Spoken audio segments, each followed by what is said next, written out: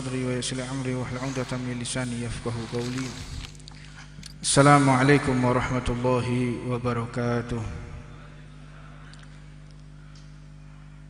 Bersyukur kita kepada Allah Subhanahu wa taala yang telah melimpahkan rahmatnya kepada kita melalui salah satu peninggalan Rasulullah sallallahu alaihi wasallam.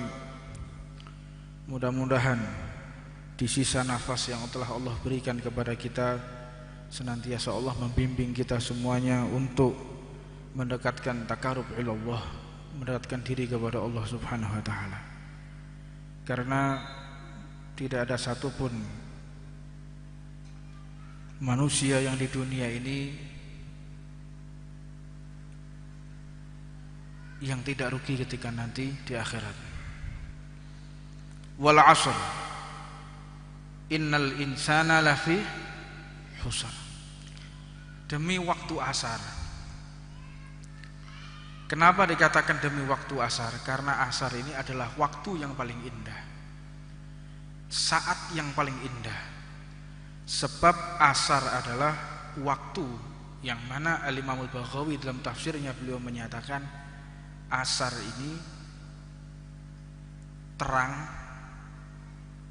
penuh dengan cahaya, namun tidak panas.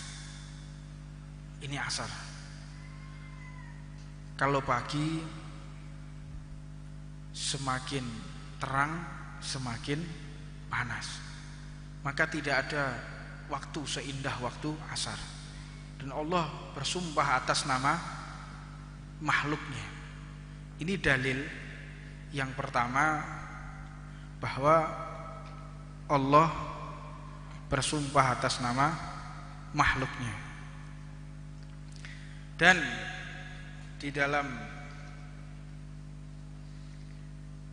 hal ini maka diperbolehkan kita bersumpah atas nama selain Allah.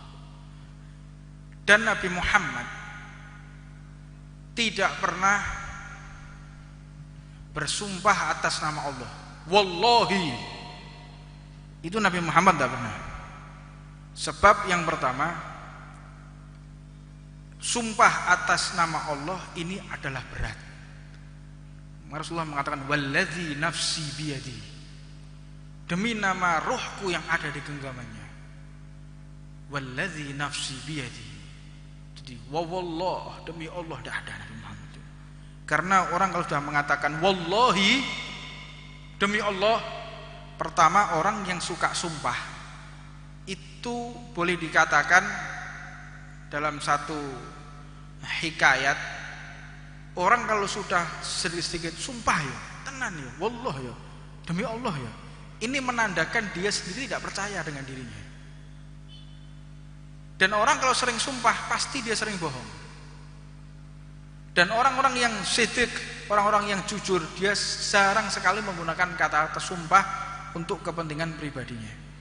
Dan barang siapa bersumpah atas nama Allah yang tidak percaya aja dosa, ada barang hilang, ada barang hilang. Kita jelas-jelas tahu tidak ada orang lain selain orang ini yang masuk ruangan tersebut. Ini logika, fantasinya seperti itu.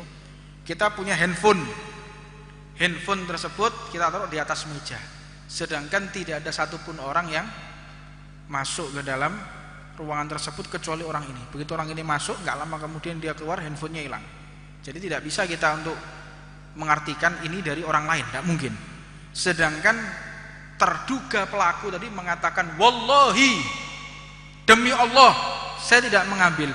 Yang tidak percaya ini dosa. Saking tingginya sumpah atas nama Allah. Makanya sungguh mengerikan jika sudah orang bersumpah atas nama Allah digunakan untuk berbohong. Faliyatubillah min dzalik. Ini sangat mengerikan sekali ya. Wallahi, demi Allah, dia berbohong atas nama Allah, justru dia akan menyebabkan orang tersebut keluar langsung daripada rahmatnya Allah Subhanahu wa taala. Nabi Muhammad aja tidak berani. Wallazi nafsi Muhammadin biyadi, atas nama Muhammad yang ruhnya ada di genggamannya. Melanjutkan apa yang kita baca, yang pertama saya akan melanjutkan sedikit tentang masalah sholat yang kadang orang ini tidak tahu bagaimana cara sholat yang benar. Yang pertama, bahwa di dalam kitabnya Risalatul Jami'ah ini, wa yajibu raf'un najasat, wajib seseorang itu keluar daripada mengangkat najis-najis minas thawbi wal badan wal makan.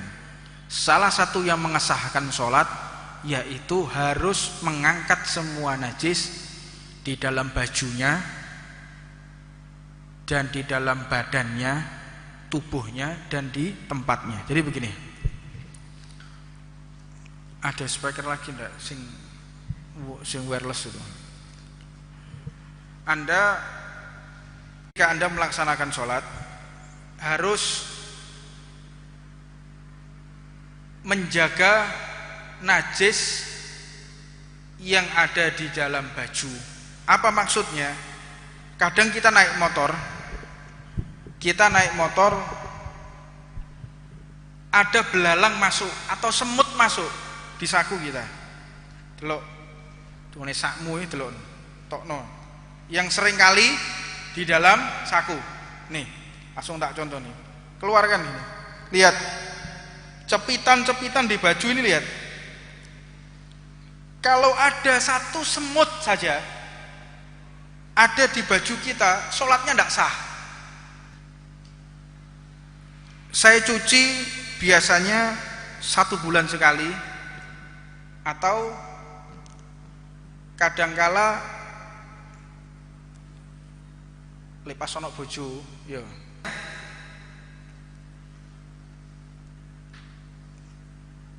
Satu minggu atau 2 minggu, ya. Pernah satu ulama ini imamahnya itu besar, jadi imamah ini duduk gaya-gayanan, ya.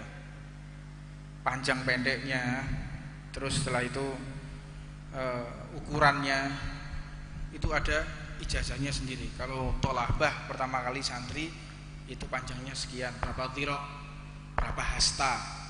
Terus ketika dia sudah melampaui dan melaksanakan beberapa hal hikmahnya dia dalam agama, boleh ditambahkan panjangnya. Jadi itu gede-gedenan. Fi thawbi wal badan wal makan. Jadi ketika kita dengan baju saku, lihat saku kita, utamanya naik motor, omahe tuh pinggir sawah, ono samber moto, yo pinggir sawah, pura-pura gak roh, mamu lho pinggir sawah, pura-pura gak roh deh.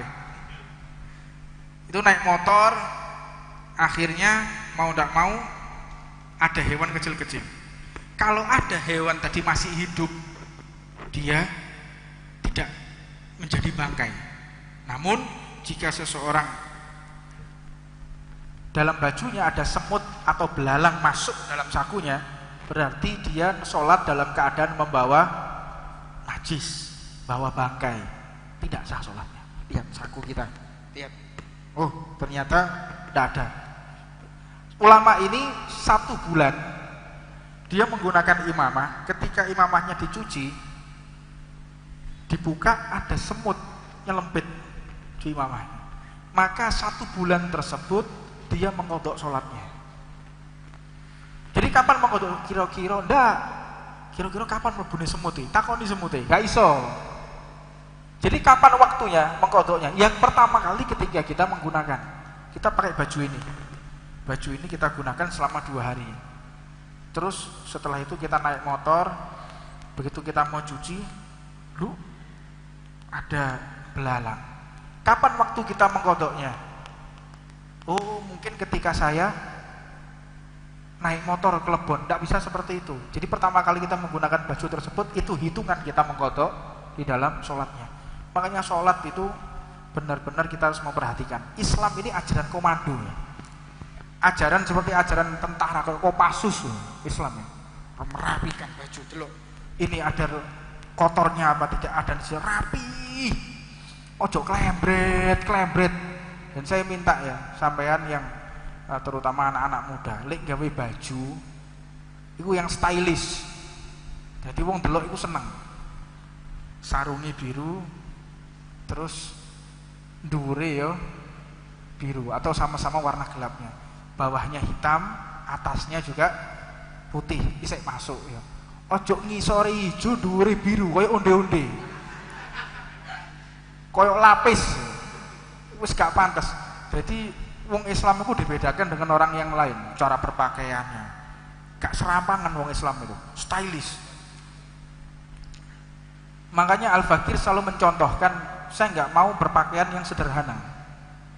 Ini zaman-zaman orang yang melihat secara zahirnya. Kiai, ulama, kalau sudah serampangan, dia diremehkan orang zaman sekarang. Harus berpakaian sebagaimana orang-orang yang dihormati di zaman ini. Karena zaman dahulu dengan zaman sekarang dakwah itu berbeda. Perbedaannya kalau zaman dahulu orang itu hanya melihat takwanya, melihat solehnya, melihat alimnya. Zaman saiki undangan teko tok majelis numpak sepeda ontel gak diregani wong, Pak. Zaman sekarang menggunakan mobil mewah baru dihargai. Bukan kita untuk pamer, tetapi untuk meninggikan harga para ulama. Ojo remehno habaib kiai, ojo remehno. Mereka lebih agung dari siapapun. Lah bagaimana caranya? Kita harus berpenampilan sebagaimana orang-orang yang ahli dunia. Ini zaman dakwahnya sudah berbeda. Dan melanjutkan fitau di dalam baju. Baju kita benar-benar cara berpakaian, nggak boleh ada kemasukan apapun. Di saku kita perhatikan. Yang kedua, cara mencucinya. Cara mencuci baju yaitu di ember baju dimasukkan, di ember baju dimasukkan. Setelah itu dituang menggunakan air. Air itu terbagi menjadi dua, ma'u itsnain, qalil wa katsir. Itu ada di babnya sendiri, bab fikih masalahnya. Saya ingin menjelaskan agar apa yang akan ke depan ini tidak keliru lagi, karena banyak yang bertanya. Mencuci baju, embernya harus kering dulu. Ini kita katakan pakaian yang najis. Pakaiannya najis, celana dalam, baju segala macam. Setelah itu baru dituangi air. Dituangi air, dicuci, setelah itu dibilas. Jangan sudah ada airnya, sudah ada air sabunnya, sudah ada air yang bersihnya, kita masukkan, najis semuanya.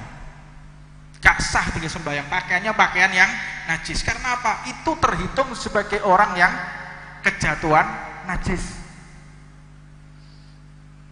Belum melotot nih, ora tau mbah-mbah gaya nemu.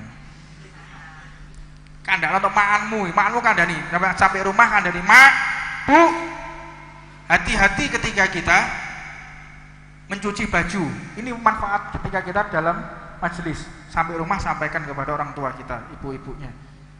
Kering dulu, baru dikasih air sabun, cuci. Selesai dibilas menggunakan air yang bersih. Tapi kalau sudah ada airnya kita masukkan, berarti menjadi najis. Pakaiannya enggak tepat. Yang kedua, fi badan wal makan. Baju dan badan. Badan kita jangan sampai ada yang namanya kejatuhan najis atau terkena najis. Nah, singkat, kalau kita wudu habis kerja, habis sholat, habis kerja terus sholat, dia langsung wudu dalam keadaan masih ada lumpurnya, ini tidak sah. Karena apa? Ketika kita masih ada lumpur, ada kotoran, harus pastikan yang keluar dari wajah kita, anggota wudu kita ini sudah bersih dulu. Bersih dulu. Kalau dikucurkan begini, sudah tidak ada warna lain kecuali warna air bersih.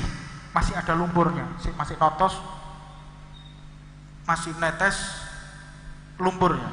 Gimana hukumnya? Ini tidak sah ketika melaksanakan wudu, harus bersih dulu. Sing senengane nggih body lotion.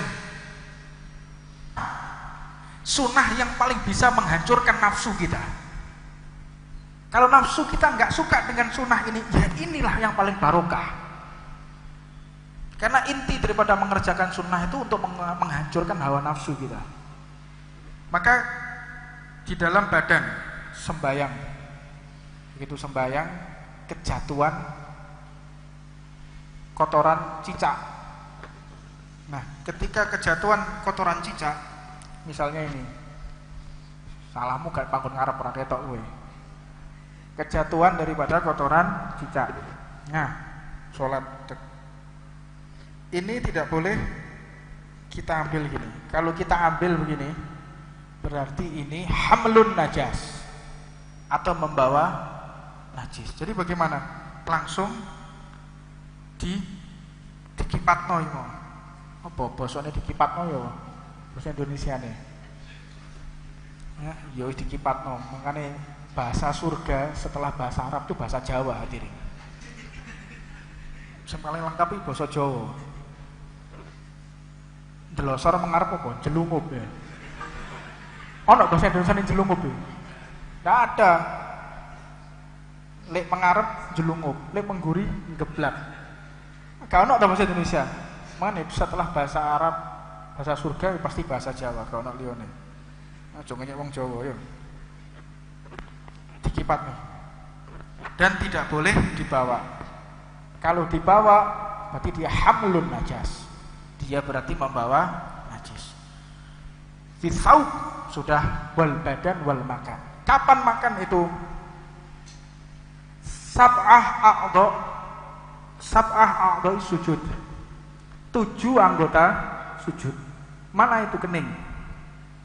Mana itu 2 telapak tangan, 2 lutut, dan 2 ujung kaki. Jadi lek sampean sembayang, kakinya nekuk gini dalam sujud ya, nekuk gini. Ini tidak sah sembayang ini. Ya. Jadi kakinya nekuk. Ini jari-jari. Harus manjat, kudu mancal. Nah. Kalau gini gimana? Dia tidak sah sujudnya. Kalau tidak sah sujudnya berarti tidak sah sholatnya. Dan tidak boleh terhalang apapun. Kaki, lutut ini tidak boleh diwakilkan atau nekuk tidak boleh. Dan harus dipanjat. Sujud sampai gini, sampai ngepel. Iki sembayang kok kungfu. Tidak boleh. Sholat sama 1 jari. Sah apa enggak?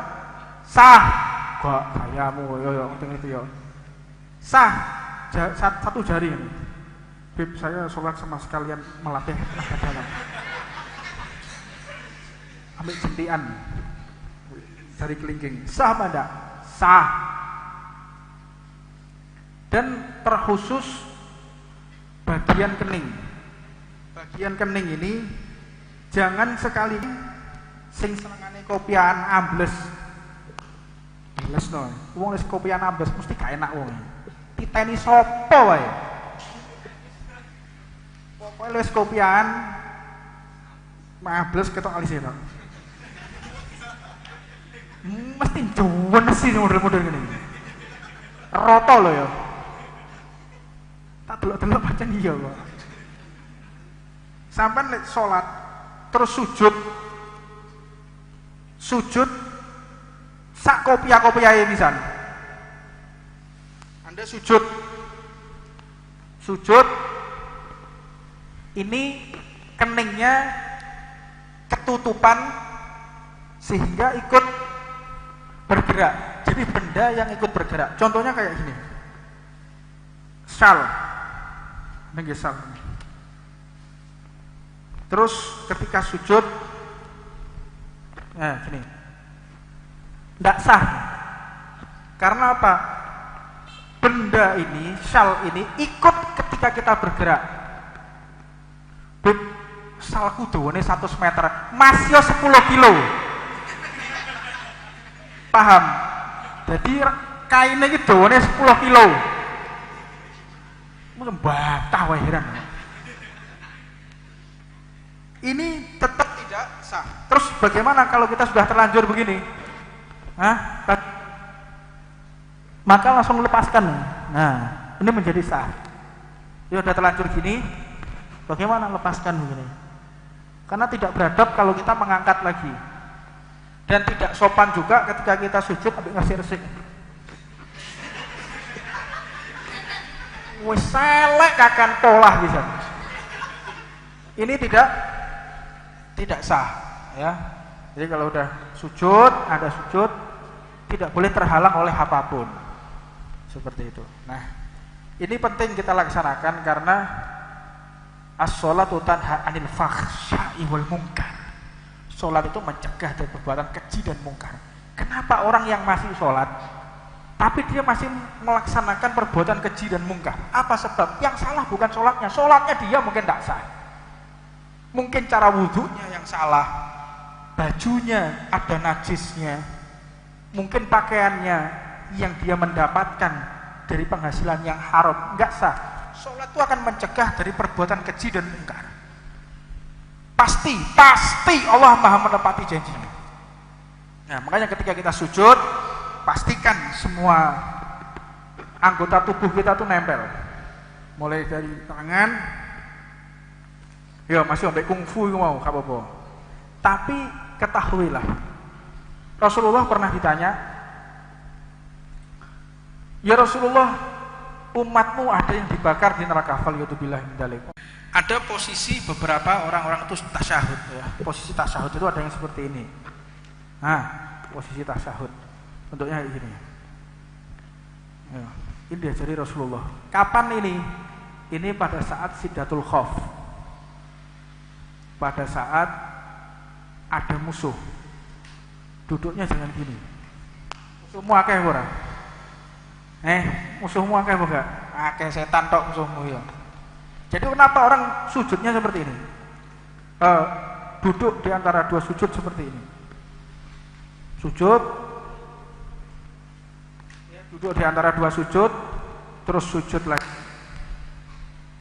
Dan duduk at-tahiyat. Seperti ini. Gimana hukumnya? Ini boleh, posisinya seperti ini. Nah, tujuannya untuk apa? Agar kita diserang musuh itu cepat menghindar. Lumangan melok karate kon. Nganggur karena penggawean. Melok karate, bergabung karate, sebentar lagi kita mau mulai lagi. Daftar di laskar sana, rodok sehat. Wis tok omah karena penggawean luntang lantung meneng. Nasibku kayak begini tambah bongko kowe. Gerakan tubuh kita. Maka kita akan ada fasilitas sebentar lagi ini. Saya kemarin ketemu sama putranya Pak Tri Sutrisno, Brigjen TNI Kunto.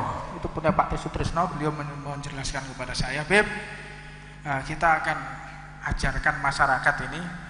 Nanti kita melalui Habib, siapa yang mau, dan kita nanti bisa ketemu di lapangan aku. Ya kan, langsung kita turun. Terus yang mengajar siapa? Yang pertama insya Allah dari bapak-bapak dari TNI yang ngajar. Terus yang berprestasi saya akan kirim ke Batu Jajar latihan sama Kopassus. Ikut karate bela diri yang langsung dinaungi oleh Bapak Kapolri, Bapak Kepala Polisi Republik Indonesia, Bapak Idham Aziz. Ya, mudah-mudahan diberikan panjang umur dan sehat walafiat. Nah itu. Ya, saya dapat arahan dari Pak Kunto, Pak Tri yang paling bungsu, Pak Tri Sutrisno, untuk ngajak antum semua santri-santri ini ikut digalang, karena situasi ke depan tidak menentu. Kalian harus paling tidak itu di negara-negara lain sudah menerapkan wamil, wajib militer. Nah, kita umat Islam sudah disunahkan oleh Rasulullah untuk latihan bela diri. Itu insya Allah tidak lama kemudian, tidak lama lagi insya Allah kita akan mulai adakan yang bertempat di daerah Kompi, ya, di Kompi C, ya, latihan lagi. insya Allah kalian yang tidak ada kegiatan di luar, insya Allah saya akan saya akan dampingi langsung. Apa persyaratannya? Kakak yang penting hadir, bajunya tak kei gratis, nggak bisa. Tapi harus hadir lebih dari 20 kali dulu. Sodrun nih repot nih. 20 kali tanpa absen saya bebaskan untuk biaya masalah pakaian. Itu motivasi buat antum semuanya. Walhasil apa yang akan kita laksanakan tiada lain adalah perintah Rasulullah SAW, dan alhamdulillah kita punya pejabat, kita punya umarok yang perhatian kepada santri dan masyarakatnya. Wallahu a'lam. Insyaallah besok hari Selasa sementara majelis tidak ada, kita akan adakan majelis hari Selasa ini nanti diganti hari Sabtu malam Ahad sebagaimana rutinan majelis Ar-Ridwan. Hari Sabtu malam Minggu kita akan adakan lagi setiap malam Minggu. Dan banyak yang bertanya, Beb, bagaimana cara ngundang Ar-Ridwan? Ar-Ridwan sudah bisa dilaksanakan, namun untuk sementara waktu kita tidak diadakan di lapangan. Kita mulai dari masjid ke masjid lagi sebagaimana dulu pembukaan majelis Ar-Ridwan pertama kali. Ar-Ridwan pertama kali dulu dibuka oleh Habib Jamal, oleh guru-guru kita, itu dari masjid ke masjid. Kita di-refresh lagi, kita kembali ke masjid, dari masjid ke masjid. Yang mau undang silahkan, saya sudah menerima undangan dan insya Allah saya akan hadir. Waktunya setiap Sabtu malam Minggu malam Ahad ya. Itu dari masjid di Kerek, Rengel, Tonggone Bambilo, Bambulu, di mana ya? Es model-model ngono-ngono itu. Itu kita akan mulai minggu depan. Start dari mana? Tunggu infonya. Jadi Sabtu malam Ahad kita akan mulai majelis lagi. Adapun hari Selasa malam Rabu tetap saya akan adakan, tapi ngaji kitab. Ya, misalnya jarang sampai takau model-model ini. Kan ngaji kitab. Rabbana ya Rabbana ya Rabbana bil Mustafa bal ajib da'wana anta lana ya dukhrana fi hadi dunya wa fi ukhrana aslih lana al-ahwal faghfir dhanbana wa la tuwahhid rabbina hdana واسلك بنا في نهج طه المصطفى ثبت على قدم الحبيب خطانا آرنا بفضل منك طلعة أحمد في بهجة عن رضا درعانا واربط به كل حال حبلنا وحبال من ودى ومن والانا والمحسنين ومن أجاب نداءنا وذوي الحقوق وطالبا أوصانا والحاضرين وساعيا في جمعنا نحن بين يديك أنت ترانا ولقد رجونك فحك سؤلنا واسمع بفضلك يا سامع دعانا وانصر بنا سنة طه في بقاع الأرض واجمع كل من عادانا وانظر إلينا واشكنا كأش الهنا واشفي وعافي مرضانا واهد لنا الحاجات واحسن ختمنا عند الممات وأصلح عقبانا يا ربي واجمعنا وأحبابا لنا في ذلك الفردوس يا رجوانا يا ربي واجمعنا وأحبابا لنا في ذلك الفردوس يا رجوانا يا ربي واجمعنا وأحبابا لنا في ذلك الفردوس يا رجوانا بالمصطفى صلى الله عليه وآله ما حركت له الصبا غصانا سبحان ربك رب العزة عما يصفون وسلام على المرسلين والحمد لله رب العالمين لا إله إلا الله الموجود في كل الزمان لا إله إلا الله المعبود في كل مكان لا إله إلا الله المذكور في كل لسان لا إله إلا الله المعروف بالإحسان لا إله إلا الله كل يوم هو في شان لا إله إلا الله الأمان من زوال الإيمان ومن فتنة الشيطان يا قديم الإحسان كم لك علينا من إحسان إحسانك القديم يا حنان يا منان يا رحيم يا رحمن يا غفور يا غفار اغفر لنا وارحمنا وأنت خير الراحمين وصلى الله على سيدنا محمد وآله وصحبه وسلم اللهم صل على سيدنا محمد.